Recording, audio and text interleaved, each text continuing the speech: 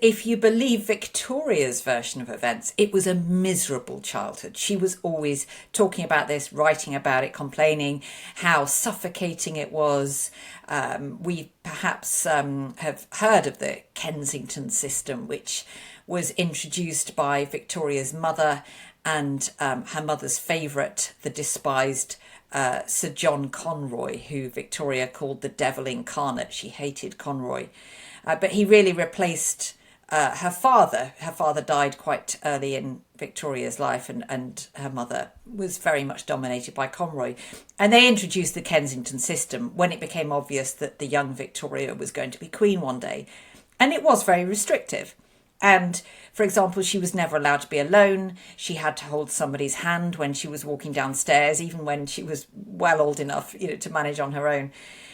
But that's only part of the story. And actually, for most of Victoria's childhood, she was a pampered, rather spoilt little girl. She was surrounded by adored pets and musicians, and she went on carriage rides round Kensington Gardens, seaside holidays, always showered with presents. And actually, she grew up, can I say, a spoilt brat and quite badly behaved, actually. So much so that her governess, Baroness Lazen, introduced a behaviour book, which still exists in the Royal Collection.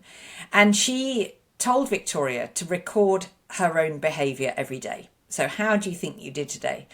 And it seemed to have been something that Victoria was quite honest about, because in one entry, Victoria admitted to having been very, very, very, very horribly naughty.